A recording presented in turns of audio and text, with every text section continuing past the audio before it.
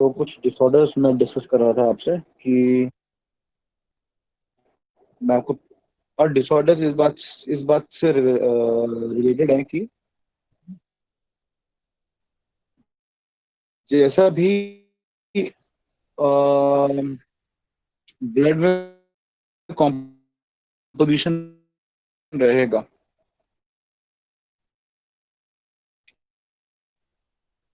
वैसा ही यूरिन में चीजें नजर आएंगी, है ना। फॉर एग्जांपल हाइपरग्लाइसीमिया है, ठीक। अब किसी को हाइपरग्लाइसीमिया है तो शुगर यूरिन में रिफ्लेक्ट करेगी, तो बोलेंगे ग्लाइकोसोयूरिया भी होगा। हाइपरग्लाइसीमिया मतलब ब्लड में शुगर क्या है, ज्यादा है, तो ब्लड में शुगर ज्यादा है तो यूरिन में भी रिफ्लेक्ट करेगी, तो ग्लाइकोसोयूरिया होगा, है ना। अच्छा, अगर किसी को ग्लाइकोसोयूरिया है तो आप कह सकते हो कि उसको डायबिटीज मेलाइटस है, लेकिन कंफर्म तब होगा जब उसकी बॉडी में कीटोन यूरिया भी हो। कीटोन यूरिया मतलब कीटोन बॉडीज इन यूरिन। अभी कीटोन बॉडीज क्या होती है? Ketone bodies are the product of fatty acid catabolism. Normally हमारी बॉडी एनर्जी के लिए ग्लूकोज या ग्लाइकोजन को इस्तेमाल करती है, लेकिन जब ग्लूकोज या ग्लाइकोजन सेल्स के पास इस्तेमाल करने के लिए कम होता है, जैसे कि डायबिटीज मेलाइटस में होता है कि ब्लड में ग्लूकोज लेवल तो हाई होता है लेकिन सेल्स इस्तेमाल नहीं कर पाते because of lack of insulin या receptor, depending on kind of diabetes. तो उस केस के अंदर बॉडी ग्लाइकोजन को ना यू सॉरी ग्लाइकोजन रिजर्व ना यूज करके, ना ग्लूकोज को ना यूज करते हुए, वो फैटी एसिड्स पे मेजरली डिपेंडेंट होने लगती है। तो फैटी एसिड्स को काफी यूज करती है एनर्जी के लिए, और जिसकी वजह से जो फैटी एसिड का बाय प्रोडक्ट है कीटोन बॉडीज, वो कीटोन बॉडीज अमाउंट में ब्लड में बढ़ जाती हैं, जो कि ये बता रहा है कि फैट जो है वो इस्तेमाल हो रहा है। अब फैट तब भी इस्तेमाल होता है, कीटोन बॉडीज बॉडी में तब भी बड़ी होती हैं जब आप बिल्कुल ग्लूकोज ना ले रहे हो। आप फास्टिंग पे हो, एक आपने 2-4 दिन से कुछ नहीं खाया, तो भी ब्लड में कीटोन बॉडीज बढ़ जाएंगी, क्योंकि बॉडी फैट को इस्तेमाल करेगी। लेकिन जब यही कीटोन बॉडीज आपकी ब्लड में बढ़ी हो जबकि ग्लूकोज ऑलरेडी प्रेजेंट है, तो फिर हम बोलते हैं कि पर्सन को डायबिटीज मेलाइटिस है फॉर श्योर। क्यों? क्योंकि ब्लड में तो ग्लूकोज है, वो तो इस्तेमाल होना चाहिए, हो जाना चाहिए। अगर वो इस्तेमाल नहीं हो पा रहा है और फैट ब्रेक हो रहा है, जो कि कीटोन बॉडीज का प्रूफ है, इसका मतलब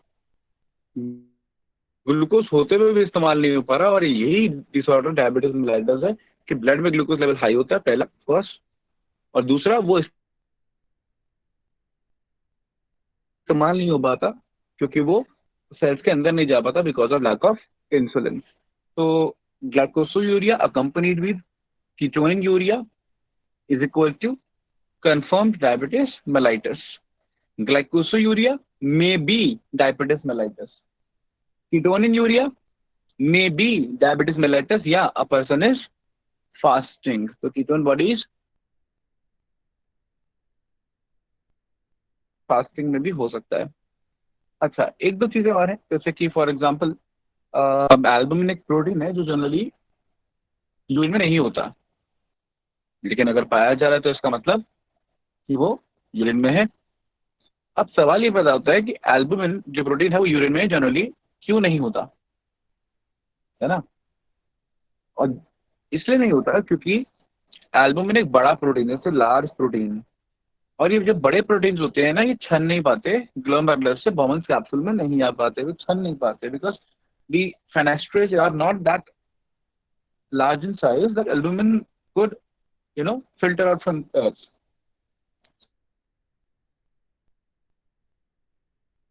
Supposingly it is getting filtrated.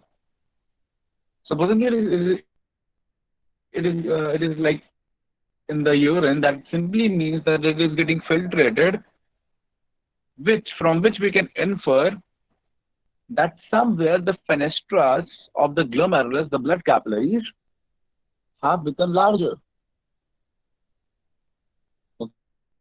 Okay, which where they be a reason that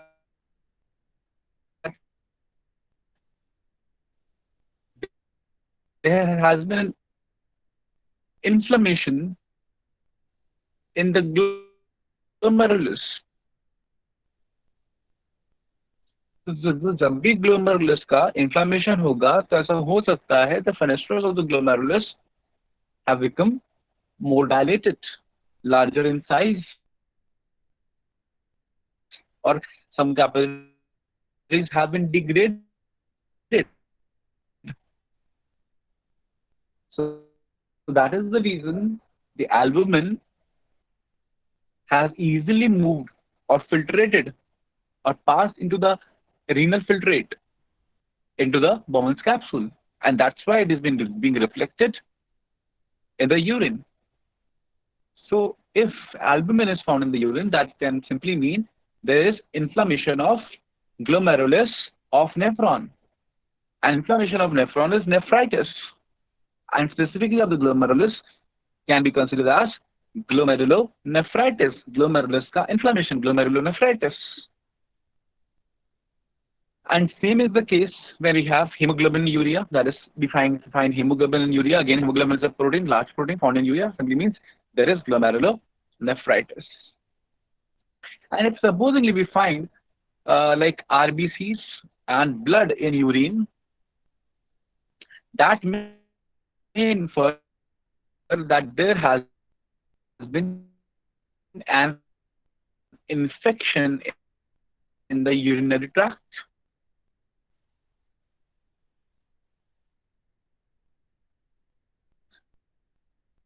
मान लीजिए कि यूरिनरी ट्रैक्ट के अंदर इन्फेक्शन हो जाता है, ठीक है ना, तो यूरिनरी ट्रैक्ट में इन्फेक्शन हो जाएगा, यूरिन में उसको बोलते हैं पायूरिया।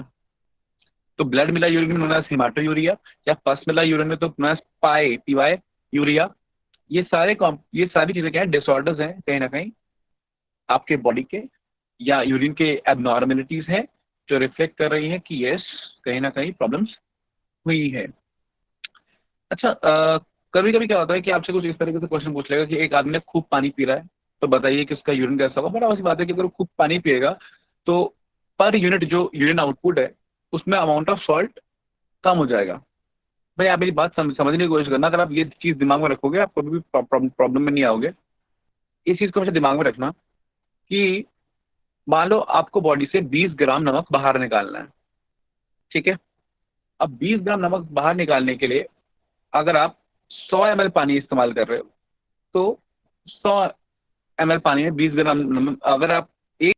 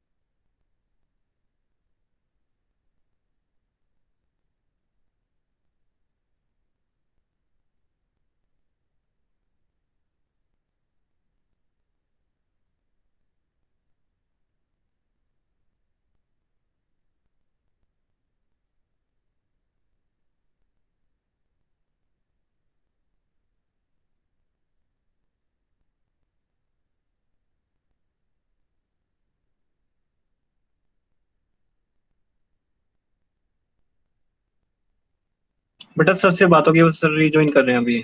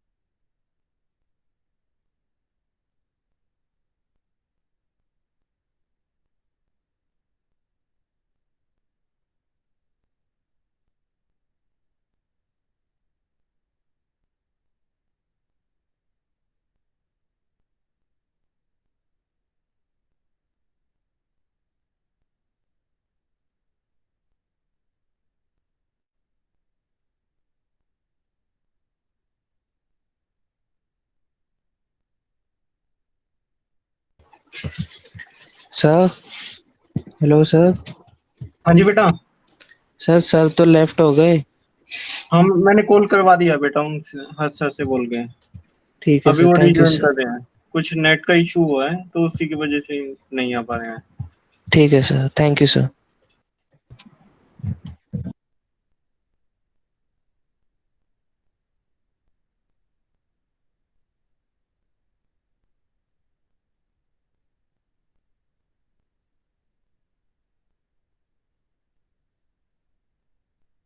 मेरी आवाज आ रही है आप लोगों को?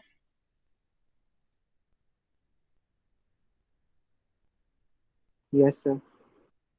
लास्ट क्या सुना आप लोगों ने?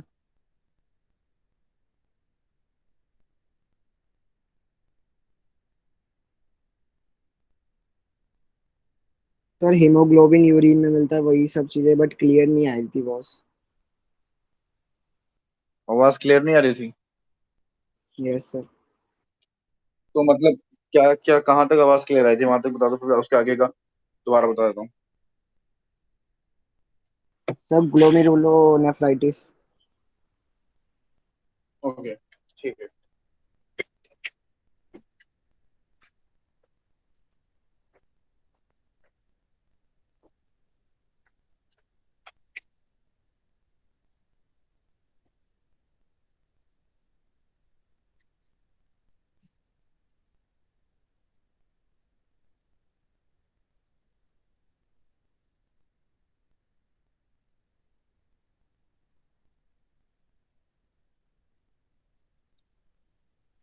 हाँ, तो मैं यही कह रहा था कि अगर वापस से बता रहे हीमोग्लोबिन यूरिया के बारे में कि अगर हीमोग्लोबिन यूरिन में पाया जा रहा है तो अगेन वो प्रोटीन है, एल्बुमिन की तरह है, ठीक है। तो अगर वो यूरिन में पाया जाता है तो इसका मतलब सिंपल है कि कहीं ना कहीं ग्लोमेरुलस का इन्फ्लामेशन हुआ है, उसका साइज फेनेस्टर का बढ़ गया है, तो हम बोल सकते हैं ग्लोमेरुलर नेफ्राइटिस हुआ है, inflammation of glomerulus of nephron, glomerular nephritis. अब दूसरा कॉन्टेक्स्ट ये है कि हाँ, दूसरा कॉन्टेक्स्ट ये है कि अगर ब्लड मिल रहा है यूरिन में तो उसका रीजन ये हो सकता है कि ब्लाडर में या यूरिथ्रा में कहीं ना कहीं इन्फेक्शन हुआ है, यानी यूरिनरी ट्रैक्ट इन्फेक्शन है। अगर यूरिनरी ट्रैक्ट इन्फेक्शन होगा तो ब्लड मिल सकता है यूरिन में। फिर बाद में बताया था कि अगर ऐसा होगा, यूरिनरी ट्रैक्ट इन्फेक्शन होगा, तो फिर यूरिन में पस भी मिल सकती है, जिसको हम बोलते हैं पाई यूरिया, PYUREA, यूरिया, पाई यूरिया मतलब पस इन यूरिन, मतलब कि पस क्या होता है, डिग्रेडेड सेल से जो फ्लूइड बनता है उसको हम पस बोलते हैं। वो मिलेगा तो यस अगेन बोल सकते हैं कि हाँ, कहीं ना कहीं पर यूरिनरी ट्रैक्ट का क्या हुआ है, इन्फेक्शन हुआ है।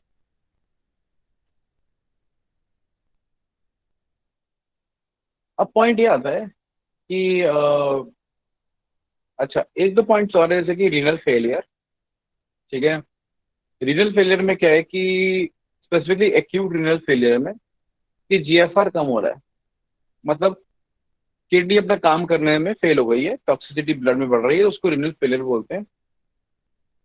जिसके सिम्टम्स आपको तब आएंगे जब दोनों किडनीज में एक ही किडनी बची है जो फंक्शन कर रही है, और वो भी 30% ही फंक्शनल रह गई है।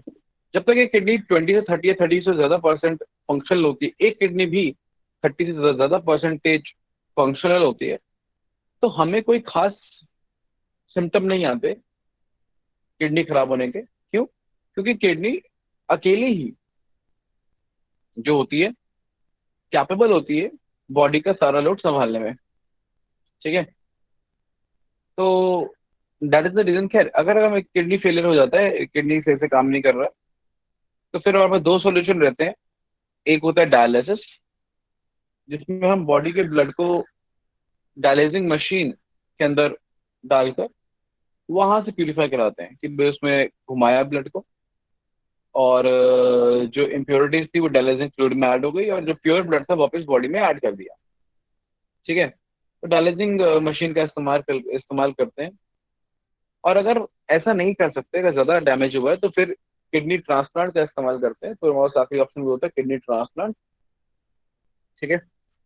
तो ये रीनल फेलियर के सॉल्यूशंस हैं। तो मैं आपको ये बता रहा था कि एक और चीज़ की याद रखिएगा, मैंने पहले भी बता रहा था, बीच में मैं शायद एग्जिट हो गया था, सम एरर वाज देयर।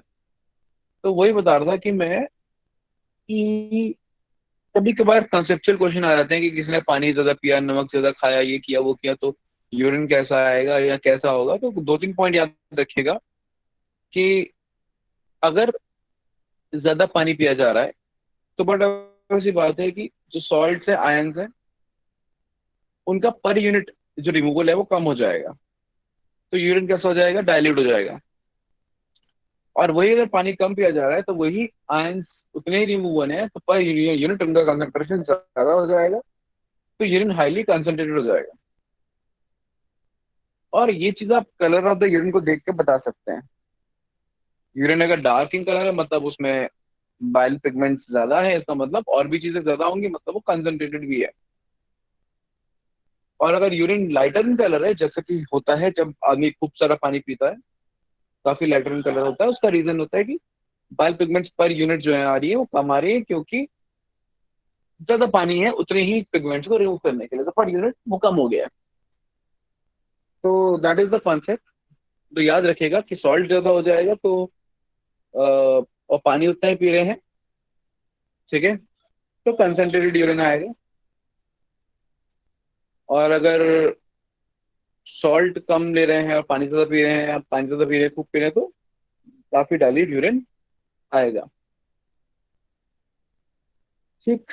बाकी हॉर्मोन्स के बारे में याद रखिएगा, जो आपको बताया है, ANF, aldosterone, parathyroid hormone, renin, इन सब के बारे में याद रखिएगा। काउंटर के मैकेनिज्म को थोड़ा आइडिया रखिएगा।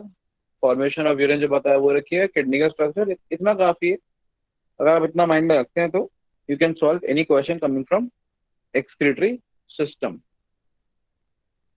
कोई डाउट तो पूछ लीजिए, फिर हम अगले चैप्टर में चलेंगे ना, मसल्स।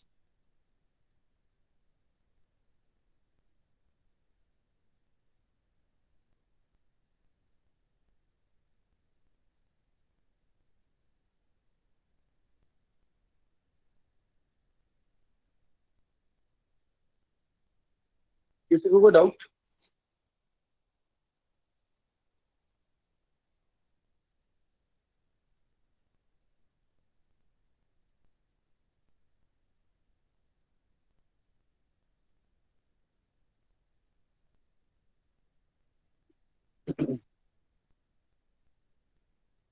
ओके, तो आपको अगर कोई डाउट नहीं है तो अगले टॉपिक पे चलते हैं, दैट इज मस्कुलर सिस्टम। अब मस्कुलर सिस्टम में smooth muscle, cardiac muscle, skeletal muscle में क्या डिफरेंस होता है, ये मैं आपको स्ट्रक्चरल ऑर्गेनाइजेशन वाले पार्ट में बता चुका हूँ। और मसल का, स्केलेटल मसल का जो बेसिक डायग्राम है ना, वो भी मैंने एक्सप्लेन कर दिया था उसी क्लास में।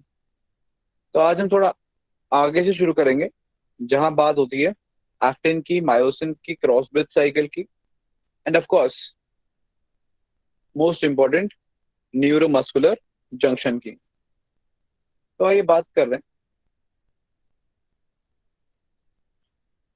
अगर आपके, मैं रिवाइज करा देता हूँ, एक मसल के अंदर मसल बंडल होते हैं बहुत सारे। मसल बंडल के अंदर मसल सेल या मसल फाइबर होते हैं बहुत सारे। एक मसल फाइबर के अंदर मायोफिब्रिल्स होते हैं बहुत सारे। और एक मायोफिब्रिल बना होता है डार्क एंड लाइट बैंड से। और ये डार्क और लाइट बैंड्स बनते हैं because of arrangement of two muscular proteins. One is actin and another one is myosin. जो लाइटर इन वेट है वो एक्टिन है, जो हेवियर इन वेट है वो मायोसिन है। आज हम एक्टिन और मायोसिन का स्ट्रक्चर पढ़ने जा रहे हैं। अब एक्टिन के स्ट्रक्चर की बात करें तो एक्टिन प्रोटीन के अंदर पहले आप समझिए कि ये जो छोटा सा ग्रीन कलर का एक गोला है, इसको हम जी एक्टिन बुलाते हैं। तो एक गोला जी एक्टिन है, मतलब ग्लोबुलर एक्टिन। अब ये जी एक्टिन पॉलीमराइज हो गया मान लीजिए, ठीक। जब ये पॉलीमराइज हो जाता है तो एक फाइबर लाइक स्ट्रक्चर बन जाता है, और इसको हम एफ एक्टिन या फाइब्रस एक्टिन बुलाते हैं। तो एक गोला जी एक्टिन है, और ये पूरा लंबा फाइब्रस स्ट्रक्चर एफ एक्टिन है। क्लियर? Yes sir. अब ये जो जी एक्टिन है, कोई डाउट है किसी को? No sir. हम्म। अब ये जो जी एक्टिन है, या मान लीजिए ये जो एफ एक्टिन को मान लेते हैं, अब इनके ऊपर जगह जगह पर एक प्रोटीन रहता है। या पहले समझो, अब इसको बाइंड करता हुआ एक और प्रोटीन रहता है डबल हेलिकल, जो है ट्रोपोमायोसिन। देख सकते हैं आप, दिस इज द ट्रोपोमायोसिन, यहाँ लेबल्ड भी है। वो इसको बाइंड करके और रखा हुआ है। तो ये भी डबल हेलिकल है, ये भी डाइमर है। तो ट्रोपोमायोसिन एक और प्रोटीन है जो जी एक्टिन के ऊपर रह रहा है। अच्छा, इसका काम क्या होता है?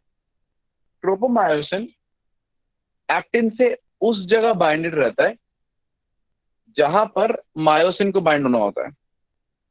मतलब देखिए, एक्टिन और मायोसिन आपस में बाइंड करने से ही मसल की कॉन्ट्रैक्शन होती है। तो कॉन्ट्रैक्शन करने के लिए मायोसिन को एक्टिन से बाइंड होना होगा, लेकिन ये हमेशा बाइंड होगा तो हमेशा कॉन्ट्रैक्शन होती रहेगी। तो कॉन्ट्रैक्शन को चेक करने के लिए कि हमेशा कॉन्ट्रैक्शन ना हो, जब कॉन्ट्रैक्शन नहीं करनी होती है उस टाइम पे जो ट्रोपोमायोसिन है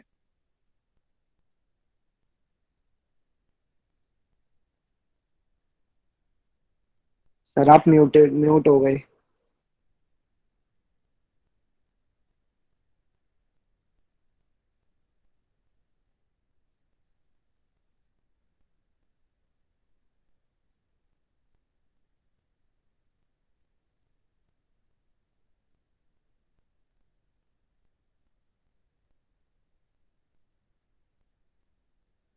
लास्ट का सुना आपने? सर ट्रोपोमायोसिन के बारे में। ओके, मैं म्यूट कैसे हो गया था?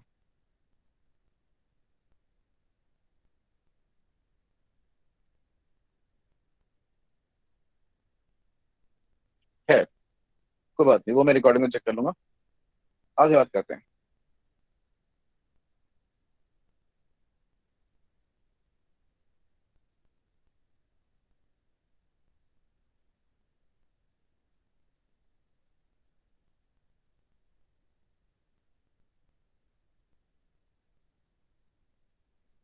तो जैसा कि मैं बता रहा था कि जहां पर एक्टिन ने मायोसिन को बाइंड करना होता है,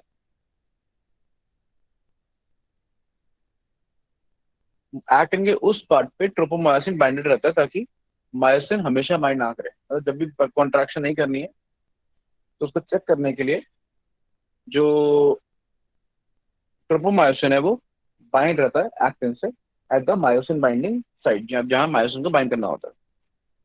अब इसके अलावा कुछ कुछ जगह पर एक और प्रोटीन प्रेजेंट होता है, इसको हम ट्रोपोनिन कॉम्प्लेक्स बोलते हैं, सिंपली ट्रोपोनिन बोलते हैं। इसकी तीन सब यूनिट होती है, एक कैल्शियम से बाइंड करती है, एक ट्रोपोमायोसिन से बाइंड करती है, और एक अगेन इनहिबिट करती है, छुपाती है या मास्क करती है मायोसिन बाइंडिंग साइट को। ये आपको यहाँ समझ में आ जाएगा। ये डायग्राम देखिए जरा यहाँ पे। अब इस डायग्राम में क्या दिखा रखा है? इस डायग्राम में दिखा रखा है ये एक्टिन का फिलामेंट, और ये जो इस पे दो डॉट्स देख रहे हो आप, छोटे छोटे डॉट्स, एक्टिन के वो जो छोटे छोटे डॉट्स दिखा रखे हैं इन्होंने, ये दो छोटे डॉट्स, ये वो जगह है जहां पे मायोसिन ने बाइंड करना है। अब क्या होता है कि जैसे इन्होंने दिखा भी रखा है कि जो ट्रोपोमायोसिन है, जो रेड कलर का बड़ा स्ट्रक्चर है ये वाला, मैं मार्क करता हूँ रेड से, ये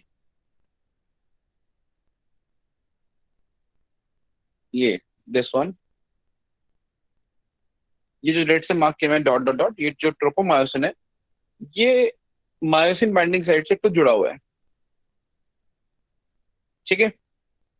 और साथ ही साथ ट्रोपोमायोसिन का एक पार्ट, ठीक है, हाइड कर रहा है इसको,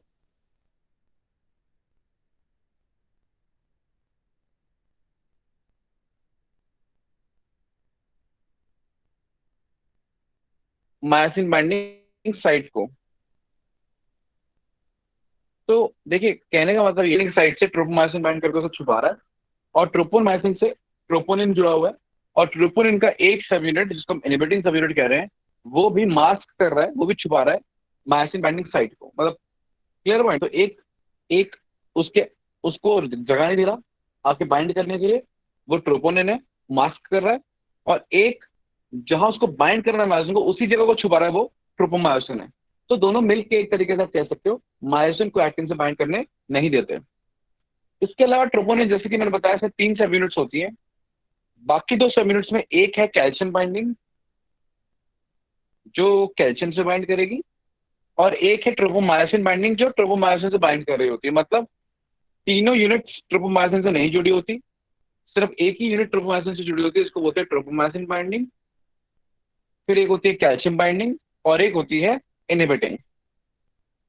खैर, तो अब होता क्या है, जैसे कैल्शियम आता है, कैल्शियम आते ही ट्रोपोनिन से बाइंड करेगा। ट्रोपोनिन से कहाँ बाइंड करेगा? जिसकी कैल्शियम बाइंडिंग यूनिट से बाइंड करेगा। जैसे ही कैल्शियम ट्रोपोनिन से बाइंड करेगा, ट्रोपोनिन के अंदर एक ओवरऑल 3D चेंज आएगा, जिसको हम कॉन्फर्मेशनल चेंज बोलते हैं। उस चेंज के आने की वजह से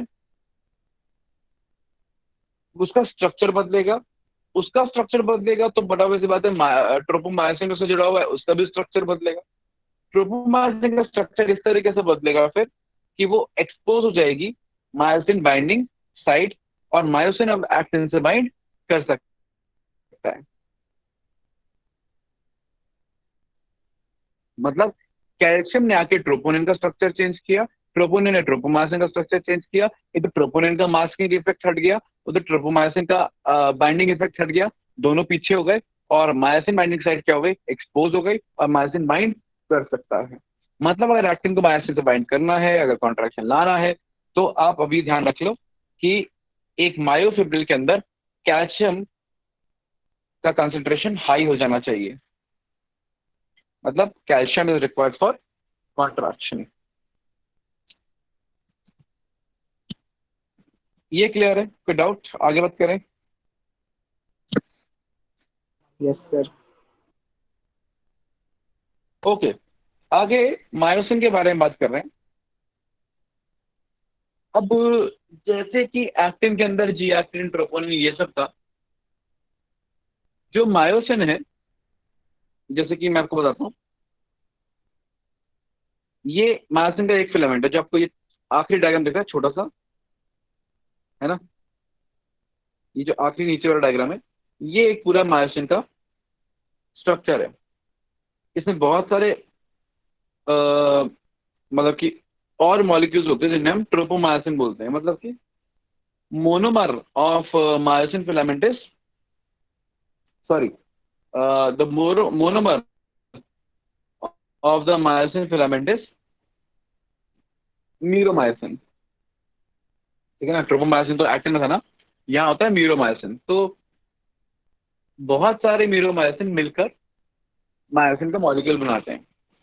ठीक है, अब अगर मीरोमायोसिन की बात करें हम कि मीरोमायोसिन क्या है, तो याद रखना, मीरोमायोसिन के अंदर कुल मिला के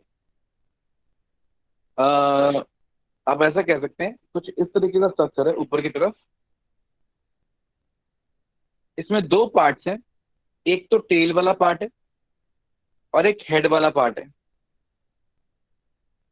टेल वाला पार्ट डबल हेलिकल तरीके से इसके प्रोटीन फिलामेंट बाउंडेड है, और फिर हेड में आप देख रहे हैं दो साइड्स हैं। एक एक्टिन बाइंडिंग साइट है, मतलब देखिए, पता है आपको मैंने कि मायोसिन ने एक्टिन से बाइंड करना है तो ही कॉन्ट्रैक्शन होना है।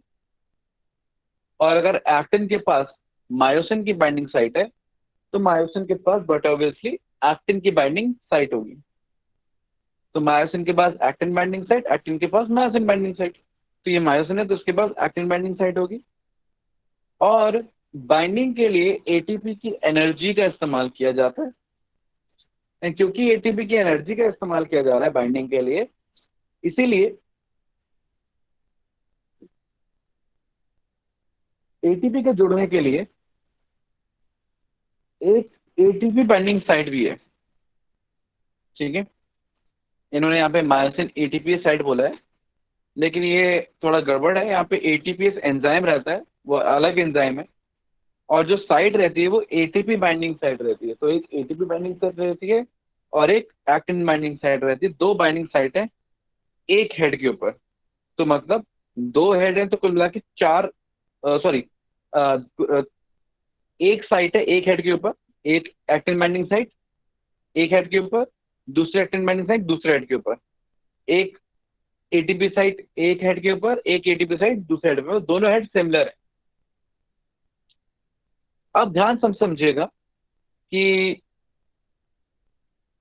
इसको हम, इतने हिस्से को, जो छोटा सा आर्म और हेड है, इसको हम हैवी मीरोमाइसिन बुलाते हैं, क्योंकि ओवरऑल हैवी होता है, भारी होता है, और जो टेल है वो हल्की होती है, उसे हम लाइट मीरोमाइसिन बुलाते हैं। तो हेड और short arm is known as heavy meromyosin और tail is known as light meromyosin. अब होता ये है कि ये सब टेल टू टेल जुड़ जाते हैं, मतलब कि आप देख सकते हैं कि ये एक स्ट्रक्चर हुआ, ऐसे टेल टू टेल जुड़ के दूसरे से ऐसे ही जुड़ते चले गए। जैसे टेल ये आया, ये आया, ये आया, इधर टेल से टेल जुड़ते रहे, टेल से टेल जुड़े, इधर से इधर, इधर से इधर। तो टेल से टेल जुड़ रहे हैं और पूरा का पूरा एक मायोसिन का मॉलिक्यूल बना रहे हैं या मायोसिन बना रहे हैं। तो myosin is a polymer of meromyosin, and myromycin has two components, light myromycin and heavy myromycin. Heavy myromycin consists of head, which contains actin binding site and as well as ATP binding site. तो ये logic है सारा का सारा। Actin और myosin के protein का structure ऐसा होता है। क्लियर? कोई डाउट? आगे बात करें।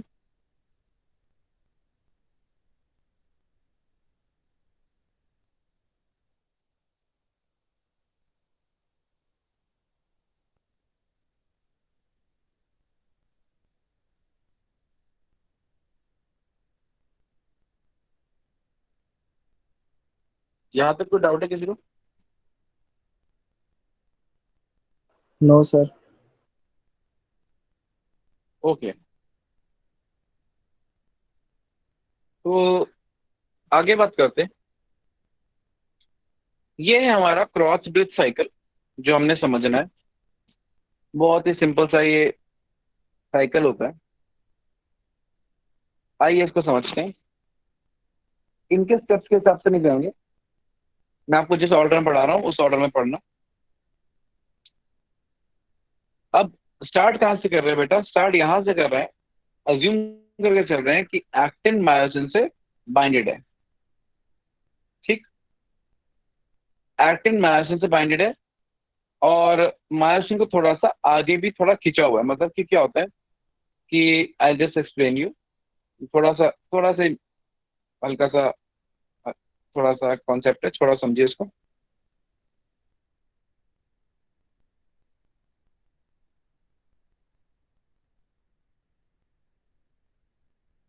क्या होता है कि एक मॉलिक्यूल आपका लेट से एक्टिन का हो गया और लेट से ये एक पोजीशन पे है, ये इसकी पोजीशन है, ये मैंने इसकी साइड में बना दी कि ये इसकी लोकेशन है, और इससे बाइंड कर गया मायोसिन का हेड। अब बाइंडिंग के बाद ये जो हेड है ये खुद टिल्ट होता है और टिल्ट होके इसको भी टिल्ट करता है, इसको भी आगे बढ़ाता है। मतलब जब कॉन्ट्रैक्शन हो जाएगा तो यही जो एक्टिन का मॉलिक्यूल है, वापस से मैं इसकी बाउंड्रीज बना रहा हूँ, ये थोड़ा सा आगे की तरफ मूव कर जाएगा। देखिए कैसे, इस तरीके से ये थोड़ा आगे निकल गया, राइट। और आगे निकलने के लिए कौन रिस्पॉन्सिबल हुआ?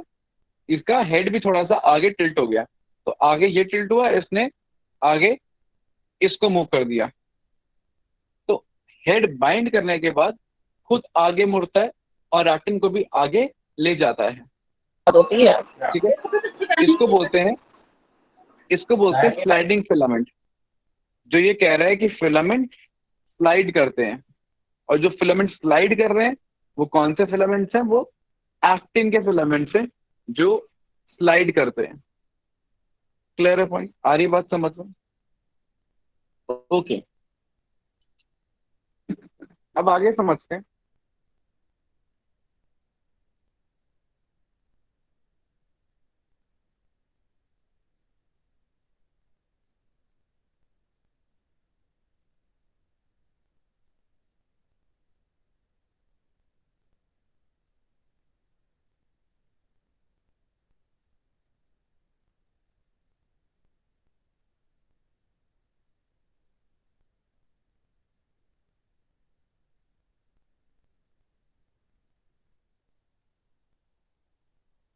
तो बहुत सिंपल सा कॉन्सेप्ट है। अभी मान के चल रहे हैं कि जो एक्टिन का प्रोटीन है वो आगे मूव किया हुआ है, मायोसिन बाइंड भी किया हुआ है और वो आगे भी मूव किया हुआ है।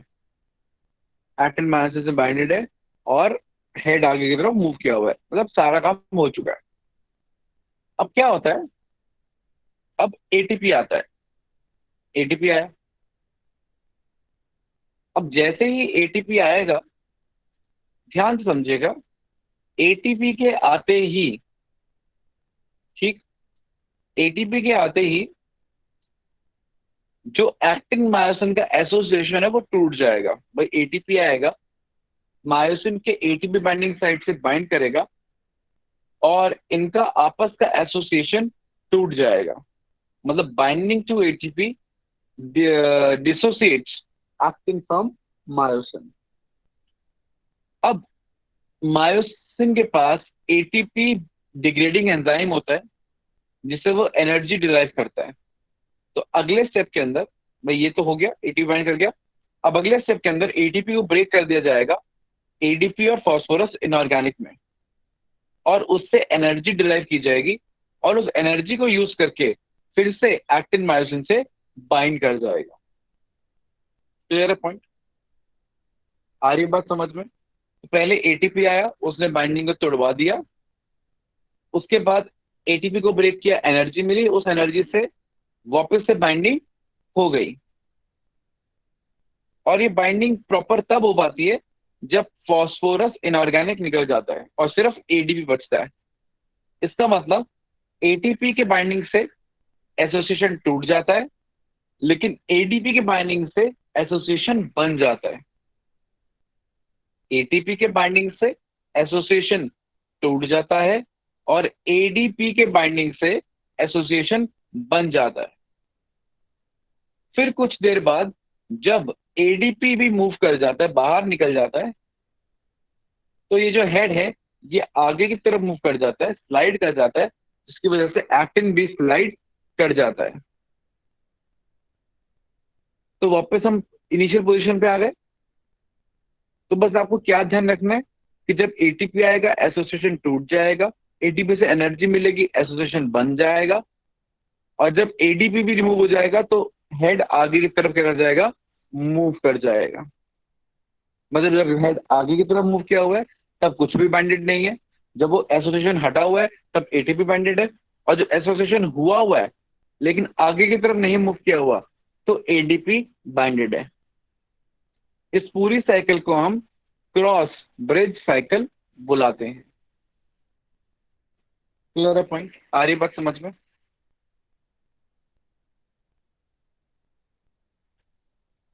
ओके, आगे बात करते हैं।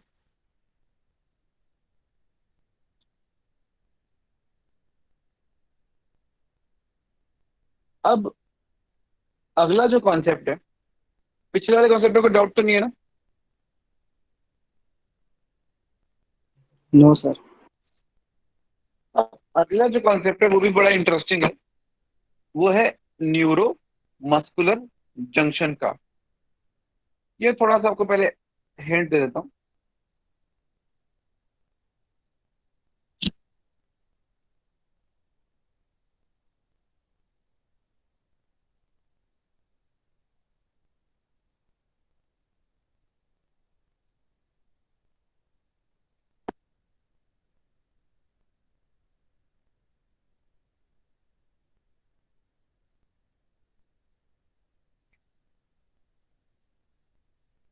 अब कॉन्सेप्ट क्या है ना, कि जो भी आपका न्यूरॉन रहता है, लेट्स से न्यूरॉन है,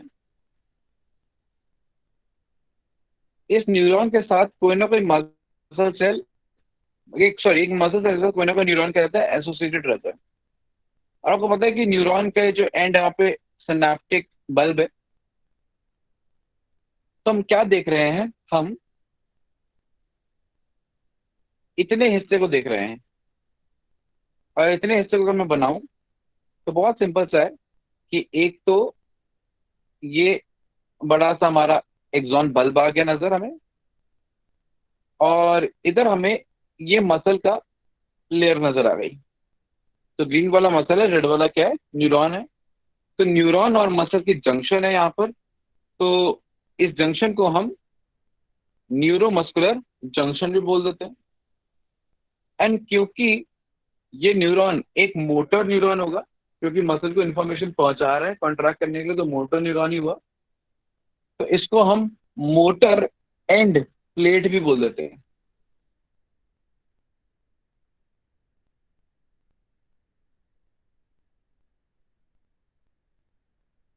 तो neuromuscular junction is equal to motor end plate concept, कि आपके सिनेप्टिक न्यूरॉन के अंदर, सिनेप्टिक बल्ब के अंदर छोटे छोटे वेसिकल्स रहते हैं जिनके अंदर न्यूरोट्रांसमीटर्स रहते हैं।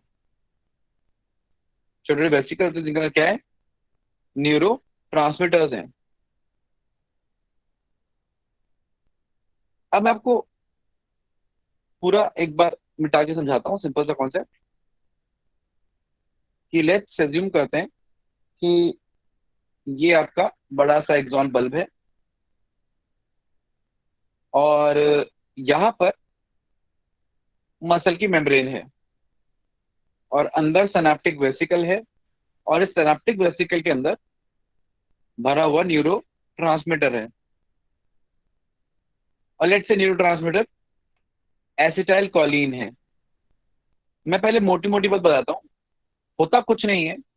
ये जो सिनेप्टिक वेसिकल है ये जाता है मेम्ब्रेन से जुड़ जाता है under the influence of calcium. Calcium के इन्फ्लुएंस में ये मेम्ब्रेन से जुड़ जाता है, और ये जो न्यूरोट्रांसमीटर है इसका एक्सोसाइटोसिस होता है और ये न्यूरोट्रांसमीटर बाहर आ जाता है। अब ये न्यूरोट्रांसमीटर मेम्ब्रेन पे बने अपने रिसेप्टर से बाइंड कर जाता है। ये गया और अपने रिसेप्टर से क्या कर गया, बाइंड कर गया, और इसका रिसेप्टर कहाँ प्रेजेंट है, मसल की मेम्ब्रेन में प्रेजेंट है। अब रिसेप्टर से बाइंड किया, रिसेप्टर एक्टिवेट हो गया, और ये रिसेप्टर एक्टिवेट होके मसल के खुद के जो सोडियम चैनल्स हैं उसको खोल देता है, जिसकी वजह से सोडियम बाहर से अंदर आ जाता है।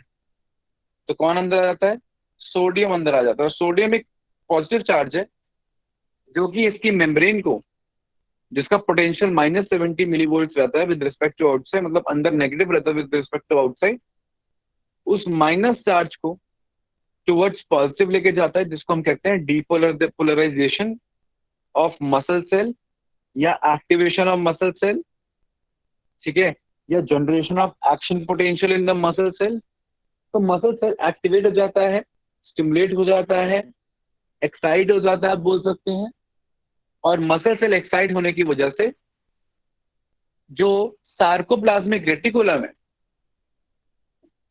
जो सार्कोप्लाज्मिक रेटिकुलम है जो कैल्शियम स्टोर करके रखता है एक मसल सेल के अंदर, वो अपना कैल्शियम बाहर निकाल देता है, और कैल्शियम का कंसंट्रेशन सेल के अंदर काफी बढ़ जाता है।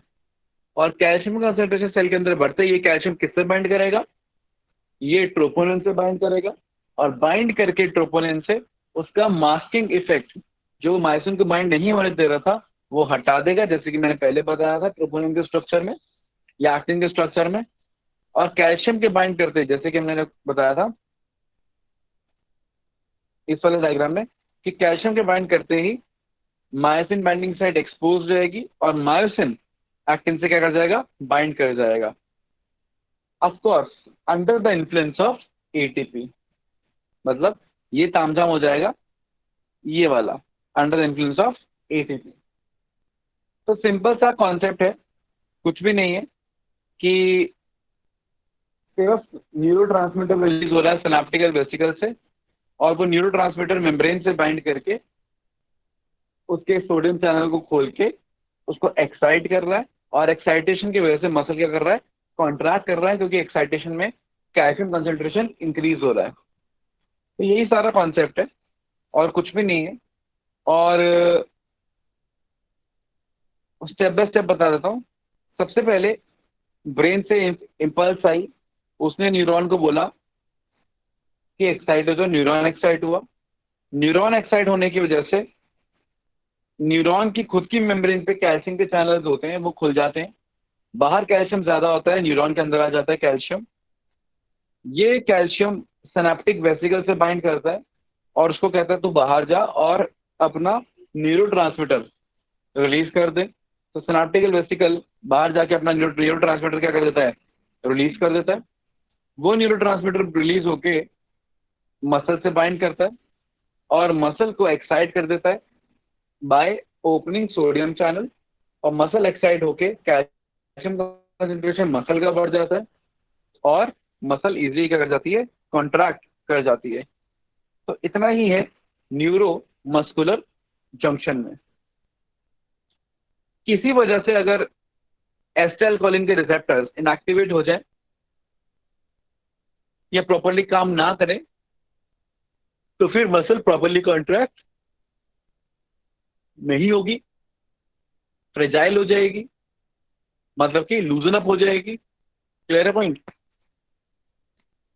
और ऐसा होता है एक डिसऑर्डर में जिसको हम बोलते हैं मायस्थेनिया ग्रेविस, MYASTHENIA,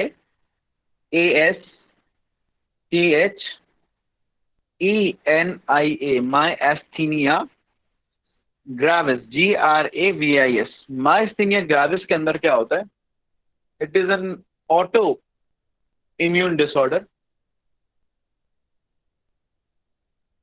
बॉडी ऐसी एंटीबॉडीज बनाती है जो कि एसिटाइल कोलिन के रिसेप्टर से बाइंड कर जाती है और बाइंड करके एसिटाइल कोलिन को बाइंड करने नहीं देती। मतलब एसिटाइल कोलिन के रिसेप्टर्स एक्टिवेट नहीं होंगे जो मसल पे हैं, मसल कॉन्ट्रैक्ट नहीं कर पाएगी, soften up sorry loosen up हो जाएगी, और इसको बोलते हैं हम myasthenia gravis. It is a autoimmune disorder. Clear है पॉइंट? ये समझ में आ गया? आगे बात करें।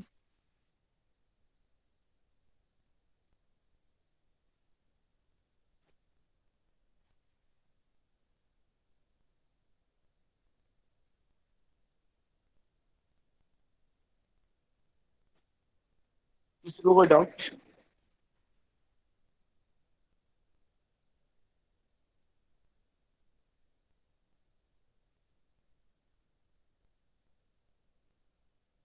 एनीबॉडी, एनी डाउट किसी कॉन्सेप्ट में, किसी टॉपिक में?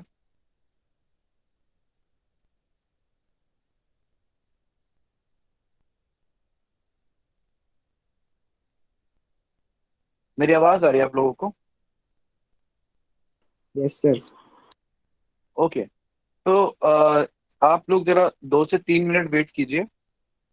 मुझे एक आपको एक टॉपिक पढ़ाना है, मैंने उसको स्लाइड ऐड नहीं करी, उसे स्लाइड ऐड करनी है। ये मैंने आपको जब पिछली बार मसल पढ़ाया था, मैंने आपको ए बैंड, आई बैंड, ये सब बैंड्स बताए थे, शायद पढ़ाए थे।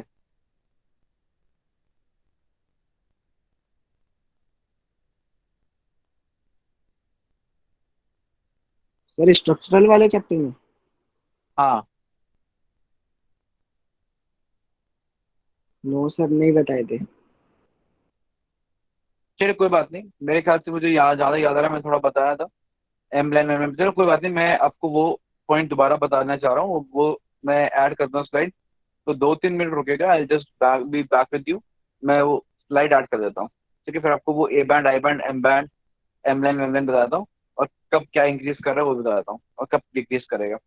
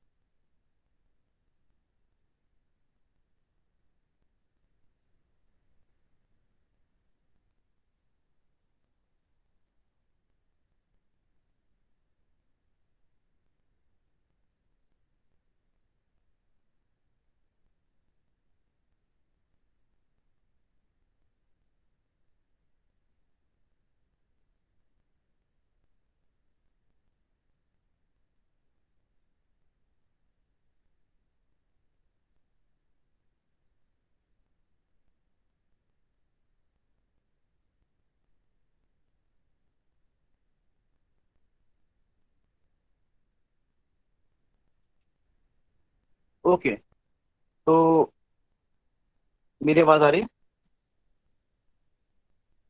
Yes sir. ओके, तो जैसे कि एक मायोफिब्रिल होता है, एक बताया था मैंने, मसल, मसल के अंदर मसल, मसल बंडल के अंदर मसल फाइबर के अंदर मायोफिब्रिल। तो एक मसल फाइबर या मसल सेल के अंदर बहुत सारे मायोफिब्रिल्स होते हैं। उस एक मायोफिब्रिल के अंदर बहुत सारे कॉन्ट्रैक्टिंग यूनिट्स होते हैं जिसको हम सार्कोमियर बोलते हैं। तो ऊपर एक मायोफिब्रिल है और नीचे एक सार्कोमियर का स्ट्रक्चर है। ठीक है, अब इस सार्कोमियर में हम क्या देखते हैं, डार्क एंड लाइट बैंड्स होते हैं। ठीक है ना, मतलब कि कुछ बैंड्स जो होंगे इसके माइक्रोस्कोप में कैसे ऑब्जर्व होता है कि कुछ हिस्सा ऑब्जर्व होता है डार्क, फिर कुछ हिस्सा ऑब्जर्व होता है लाइट, फिर कुछ हिस्सा ऑब्जर्व होता है डार्क और कुछ हिस्सा लाइट। और जो हिस्सा डार्क ऑब्जर्व हो रहा है वो एक्चुअली ये ओवरलैपिंग एरिया होता है जहां एक्टिन और मायोसिन दोनों क्या करते हैं, ओवरलैप करते हैं। ये वाला एरिया होता है। ठीक है, ये डार्क अपीयर होता है। ठीक, या जिसको हम ओवरऑल ए बैंड बोल देते हैं। और जो लाइट अपीयर होता है वो ये वाला एरिया होता है जिसको हम ओवरऑल आई बैंड बोल देते हैं। खैर, डिटेल स्ट्रक्चर में अभी आपको बता देता हूँ। मतलब याद रखिए कि डार्क बैंड ए बैंड है और आई बैंड लाइट बैंड है। अब देखिए क्या है ना कि पहले तो एक प्रोटीन फिलामेंट है, जिगजैग जिगजैग फिलामेंट है, इसको हम जेड लाइन बोलते हैं। और एक जेड लाइन से दूसरी जेड लाइन तक, फ्रॉम जेड टू जेड, हम एक सिंगल सार्कोमियर बोलते हैं। And sarcomere is unit of contraction of a muscle cell. Muscle cell का यूनिट ऑफ कॉन्ट्रैक्शन क्या है? सार्कोमियर है। मतलब जो एक यूनिट कॉन्ट्रैक्ट करती है वो कौन कॉन्ट्रैक्ट करता है? सार्कोमियर कॉन्ट्रैक्ट करता है। अब इस सार्कोमियर के अंदर आप ब्लू कलर से जो देख रहे हैं बेटा वो एक्टिन है, और जो आप रेड कलर से देख रहे हैं बेटा वो मायोसिन है। जैसा कि आप देख भी सकते हैं कि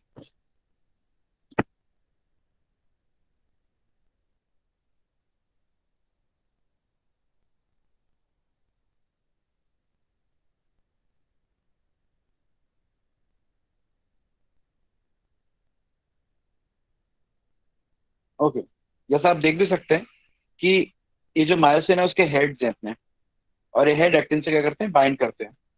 अच्छा, अब हिसाब हिसाब किताब कुछ ऐसे है कि आधा जो एक्टिन है वो तो खाली सिर्फ एक्टिन से बना हुआ है, और बचे हुए एक्टिन पे मायोसिन भी ओवरलैप्ड है, मतलब मायोसिन और एक्टिन साथ में भी है।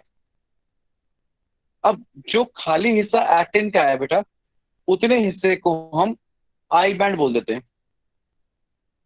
ठीक है, जो ऑफ कोर्स यहां से लेके पिछले वाला भी ऐड होगा, पीछे वाला का भी आधा होगा। मतलब कि एक तो इसका खाली है, एक इसके जो साथ वाला यहाँ पर होगा उसका भी इतना हिस्सा खाली होगा इस तरफ को, तो पूरा मिला के वो आई बैंड हो जाता है। ठीक है, और इधर भी एक आई बैंड हो जाता है। ठीक है, और बाकी जहां एक्टिन और मायोसिन ओवरलैप कर रहे हैं उस हिस्से को हम ए बैंड बोल देते हैं। अब ए बैंड में एक्टिन भी है मायोसिन भी है, वो एन आइसोट्रॉपिक है। तो एन आइसोट्रॉपिक है तो ए बैंड, और आई बैंड में सिर्फ एक्टिन है तो वो आइसोट्रॉपिक है, तो हो गया वो आई बैंड। क्लियर? अब ए बैंड में आप देखिए सारा हिस्सा ओवरलैपिंग नहीं है, बीच में कुछ ऐसा हिस्सा भी है जहां पे एक्टिन और मायोसिन ओवरलैप नहीं कर रहे, सिर्फ मायोसिन है, उसको हम एच जोन बोल देते हैं। क्लियर? आ रही बात समझ में? और ठीक है ना, जो ओवरलैप कर रहा है उसे ओवरलैपिंग रीजन या ओ जोन बोल देते हैं। मतलब आप कह सकते हैं ozone, O zone plus H zone is equal to A band. ठीक है, क्लियर? और यहां दिखा नहीं रखा लेकिन बीच में एक हल्की सी फेंट मस्कुलर लाइन और आ जाती है, और उसको हम एम लाइन बोलते हैं। तो वापस समझ लीजिए, जहां पे एक्टिन मायोसिन ओवरलैप कर रहे हैं,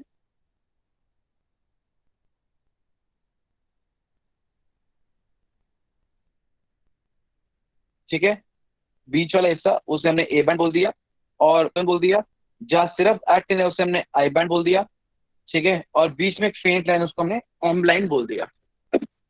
अब बहुत सिंपल सा कॉन्सेप्ट है, यहां समझिएगा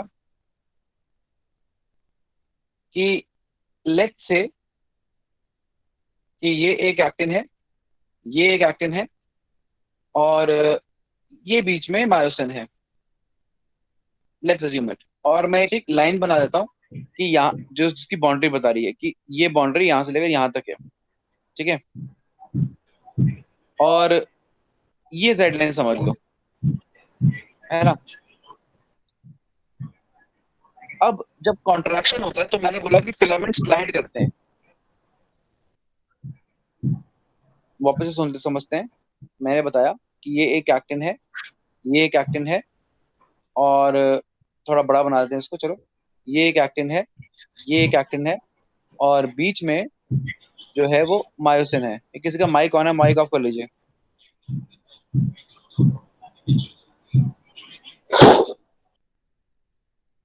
ये मायोसिन है जब मसल कॉन्ट्रैक्टेड नहीं है। जब मसल कॉन्ट्रैक्ट करेगी तो क्या होगा, इसके जो हेड है इससे बाइंड कर जाएंगे, और बाइंड करके आगे की तरफ मूव करेंगे टुवर्ड्स, ये इस तरफ और ये इस तरफ, जिसकी वजह से क्या होगा कि ये ओवरलैप कर जाएगा, ठीक। इसको बोलते हैं द स्लाइडिंग फिलामेंट मैकेनिज्म, ठीक है, ओके। अब आपने क्या देखा, अगर आपने ध्यान से ऑब्जर्व किया हो तो पहले एच जोन बीच में था, बट अब एच जोन बीच में नहीं रहा। मतलब कॉन्ट्रैक्शन से जो एच जोन है वो गायब हो जाता है, ठीक। अब ए बैंड कितना था, ए बैंड की अगर बात करें तो ए बैंड यहां से लेकर यहां तक था,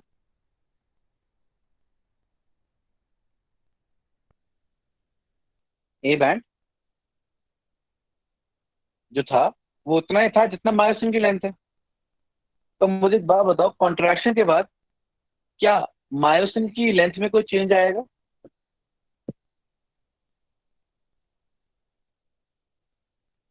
नो सर।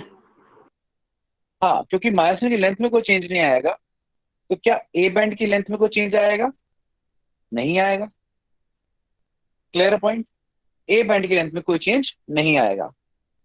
अच्छा, अब जहां पे ए बैंड खत्म हो रहा हो तो आई बैंड, अब क्या हुआ, आई बैंड का जो एक्टिन है, जो आई बैंड का एक्टिन है, मतलब ये थोड़ा सा यहाँ पे एक्टिन है, ये आगे की तरफ मूव कर गया।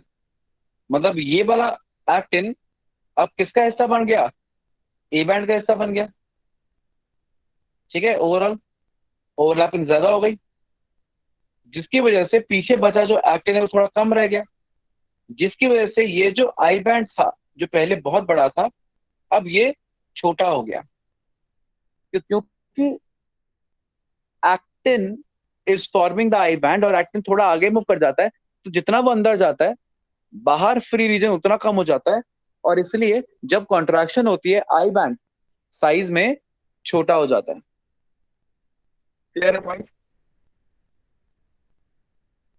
तो इसलिए जब भी कॉन्ट्रैक्शन होगी आप याद रखिएगा कि आई बैंड छोटा हो जाएगा, ए बैंड सेम रहेगा, एच जोन पहले छोटा होगा फिर डिसअपियर हो जाएगा, और ऑफ कोर्स सार्कोमियर कॉन्ट्रैक्ट करेगा, और सार्कोमियर भी आप कह सकते हो ओवरऑल कॉन्ट्रैक्ट करके थोड़ा छोटा हो जाएगा। तो सार्कोमियर और आई बैंड छोटे हो जाते हैं, ए बैंड उतना ही रहता है, एच जोन गायब हो जाता है। ये है concept regarding the muscle contraction. तो मसल कॉन्ट्रैक्शन में इतना ही है। किसी को कोई डाउट है तो पूछ लीजिए, वरना फिर हम आगे बात करेंगे बोन्स की।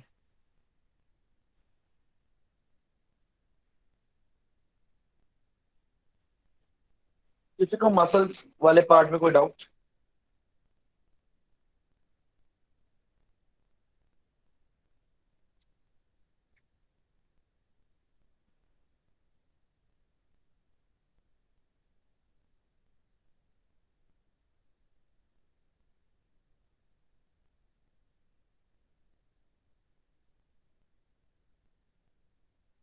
ओके, तो अगर आपको मसल वाले पार्ट में कोई डाउट नहीं है, ठीक है, तो आगे बात करते हैं।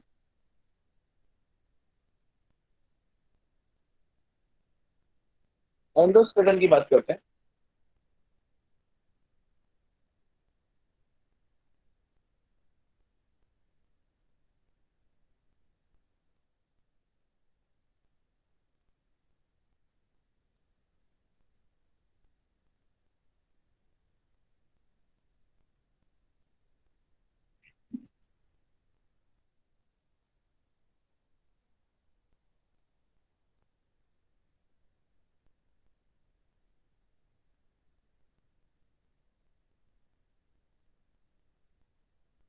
ओके, अब एंडोस्केलेटन में आप देखोगे तो मैंने यहाँ पे, आप देख सकते डायग्राम में, एक ब्लू कलर वाला पार्ट है और एक वाइट कलर वाला पार्ट है।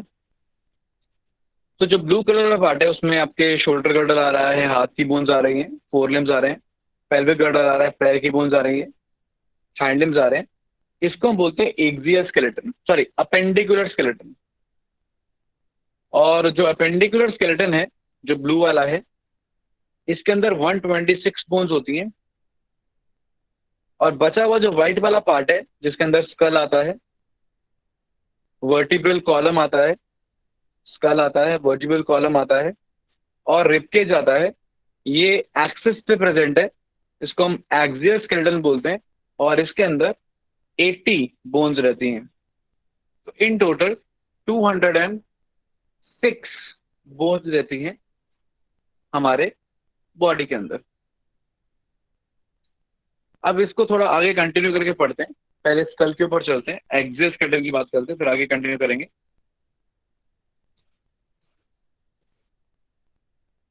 तो अब अगर मैं आपके ह्यूमन स्कल की बात करूं, तो ह्यूमन स्कल में मैं आपको मेजर मेजर बोन्स बता देता हूं।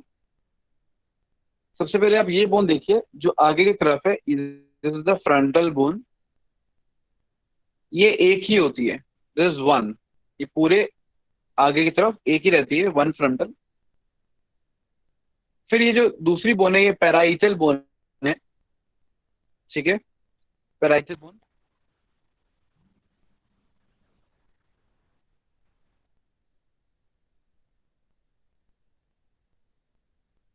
और ये जो पैराइटल बोन होती है, ठीक है, ये दो होती हैं।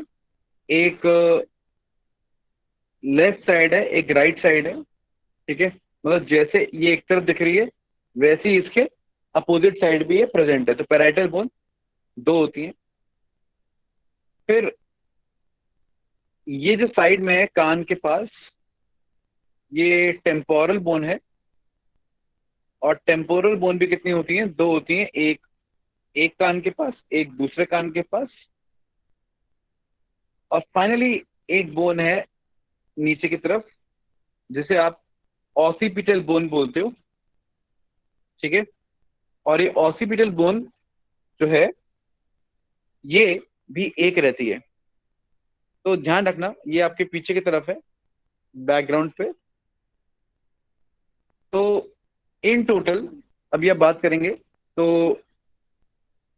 स्कल की मेजर बोन्स के अंदर एक आ गई फ्रंटल, जो एक है, एक फ्रंटल, दो पैराइटल, दो टेम्पोरल और एक ऑसिपिटल, ये हुई 6। अब एक और बोन है जो मैं आपको बताना चाहता हूं, इथमॉइड। तो छोटी सी बोन आप देख रहे हो, इथमॉइड बोन है। ये भी एक ही होती है, ठीक है, लेफ्ट राइट एक ही रहती है, इथमॉइड।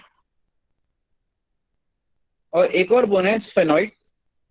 ये जो मार्क्ड है यहाँ पे, स्फेनॉइड।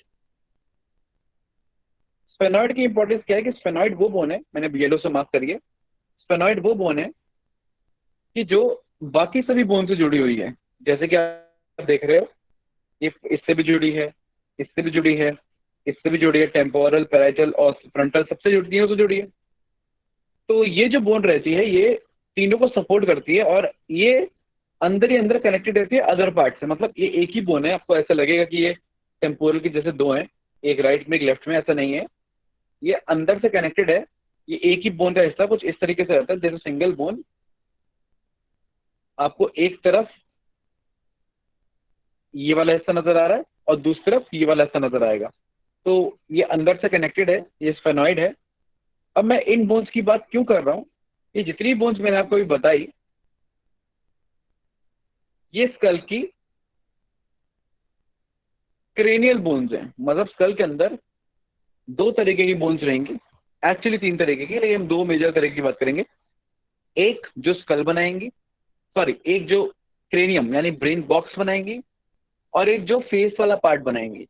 तो फेस वाला पार्ट बनाने वाली फेशियल, और ब्रेन बॉक्स बनाने वाली क्रेनियल। तो जो क्रेनियल बोन्स है मैंने आपको बताया कौन कौन सी है, मैं वापस से बता देता हूँ। क्रेनियल बोन्स है एक एथमॉइड, ठीक, sphenoid, parietal, frontal, occipital and temporal. तो ये तीन और छह तरीके की बोन, लेकिन नंबर इनका 8 है। क्यों?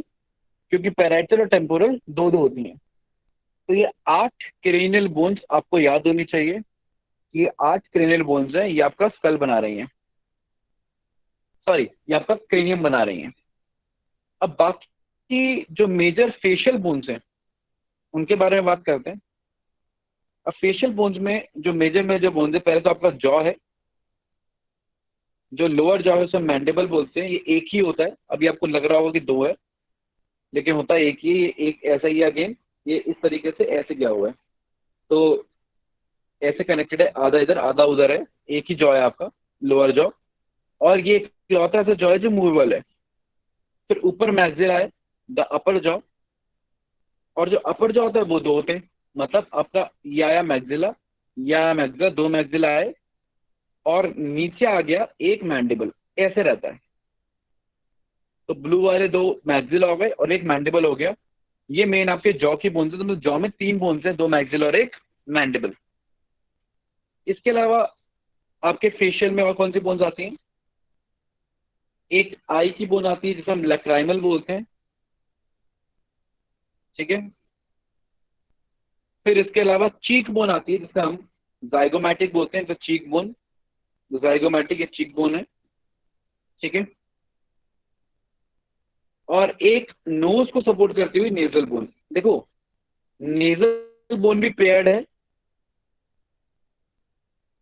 लैक्रिमल भी पेयर्ड है, जाइगोमैटिक भी पेयर्ड है, मैक्सिलर भी पेयर्ड है, मैंडिबल सिंगल है।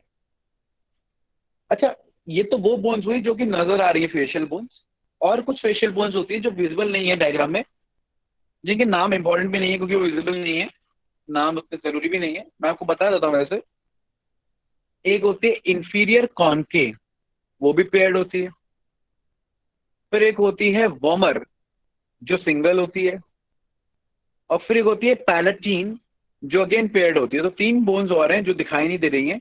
इंफीरियर कॉनकेव जो पेयर्ड है, पैलेटीन जो पेयर्ड है, और वॉमर जो सिंगल है। तो 5 बोन्स ये हैं। तो 5 ये हो गई, ठीक है। 3 जॉ की हो गई, 5 और 3 8। 2 नेजल हो गई 10, 2 लैक्रिमल हो गई 12, और 2 जाइगोमैटिक हो गई 14। तो कुल मिला के 14 फेशियल बोन्स हो गई और 8 क्रेनियल बोन्स हो गई। 14 एंड 8, ये हो गया आपका कैलकुलेशन 22 बोन्स, ठीक। कोई डाउट? अब और भी बोन्स हैं स्कल में जो ना फेशियल हैं, ठीक है, और ना ही क्रेनियल है। वो कौन सी है मैं बताता हूँ। एक बोन है हायोइड बोन, यहाँ दिखा नहीं रखी है, वो टंग को सपोर्ट करती है।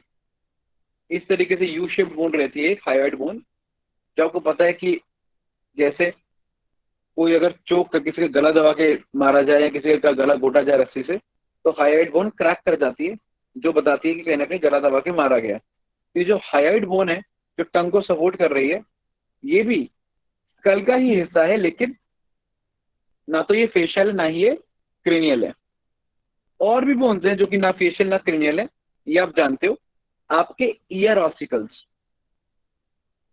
ये आपके ईयर में भी तो 3 बोन्स हैं, वो 3 बोन्स में स्कल का ही पार्ट है, क्योंकि वो टेम्पोरल बोन से जुड़ी रहती हैं, मैलियस, इनकस और स्टेप्स। अब मैलियस, इनकस और स्टेप्स आपके ईयर ऑसिकल्स, 3 राइट ईयर में, 3 लेफ्ट ईयर में, 3 लेफ्ट टेम्पोरल बोन से जुड़े, 3 राइट टेम्पोरल बोन से जुड़े, तो कुल मिला के 6 हो गए। तो 22 बोन फेशियल क्रेनियल हुई थी, जिसमें 8 क्रेनियल और 14 फेशियल थी, टोटल 22, प्लस 1 हायोइड थी 23, और 6 बोन हो गई आपकी ईयर ऑसिकल्स की, टोटल हो गई 29 बोन्स से मिलके आपका स्कल बना रहता है, 29 बोन्स। लेकिन इसमें फेशियल और क्रेनियल सिर्फ कितनी है, 22। इसलिए कभी कभार हम बोलते हैं कि स्कल इज 22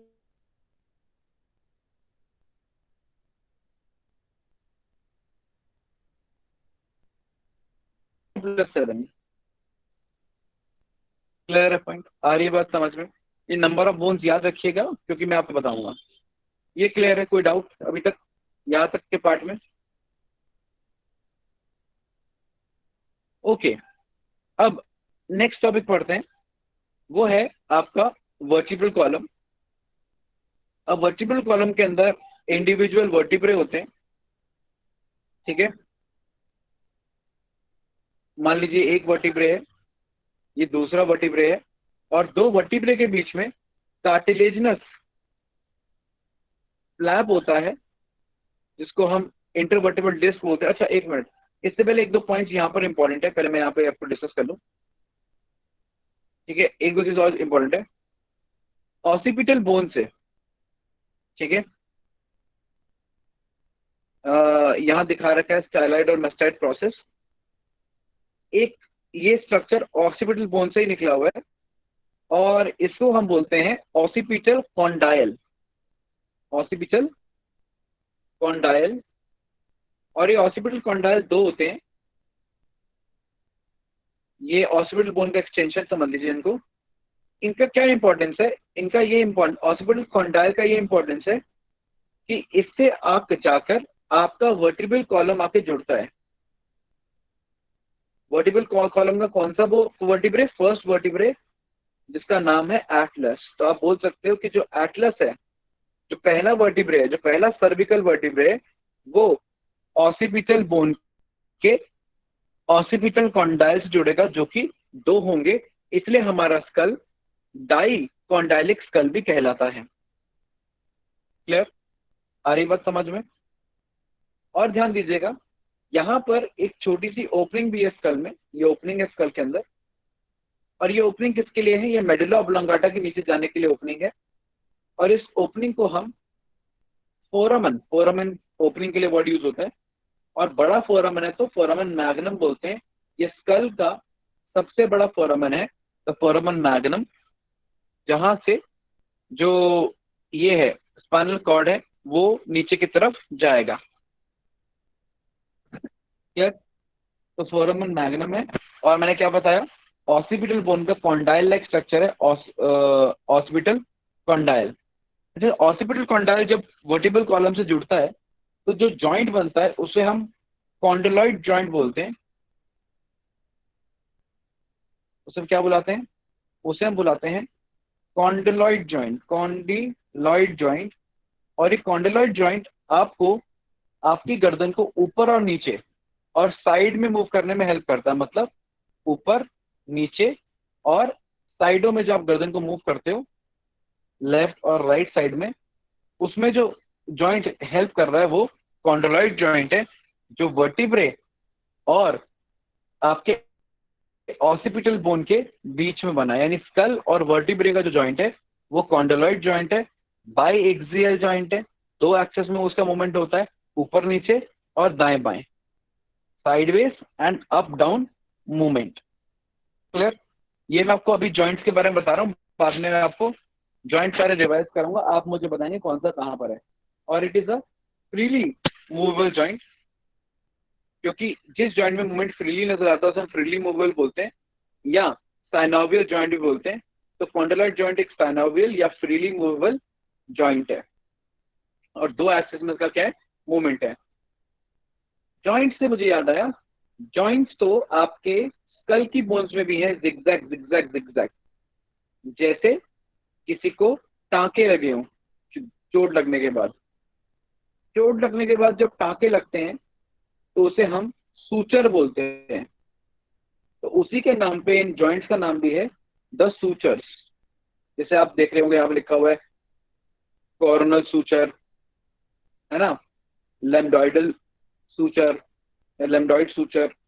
तो सूचर यहाँ पर जॉइंट्स का नाम है। तो याद रखिएगा कि ये सूचर एक इमूवेबल जॉइंट है, क्योंकि आपकी स्कल की बोन्स मूव नहीं करती, तो ये इमूवेबल जॉइंट है, एक फाइब्रस जॉइंट है, इमूवेबल जॉइंट है। और ये जो इमूवेबल जॉइंट होता है स्कल की बोन्स के बीच में, इसे हम सूचर के नाम से जानते हैं। तो मैंने आपको दो जॉइंट बता दिए अभी, जो आपको याद रखने हैं। मैं नेक्स्ट टाइम पूछूंगा जब जॉइंट्स की बात आएगी, कि एक बताया मैंने आपको कॉन्डरॉइड जो फ्रीली मूवेबल है, और एक बताया आपको मैंने सूचर। आगे और भी जॉइंट्स और भी बोन्स की बात करेंगे, बट नेक्स्ट क्लास में। अभी के लिए अगर आपको कोई डाउट है तो आप मुझे बता दीजिए, फिर नेक्स्ट टाइम कंटिन्यू करते हैं।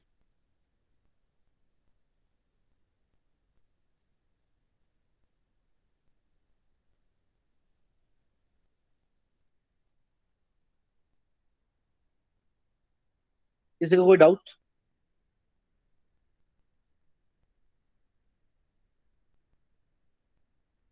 चलिए, अगर आपको कोई डाउट नहीं है तो फिर बाकी बातें अगली क्लास में करते हैं। सी इन द नेक्स्ट क्लास।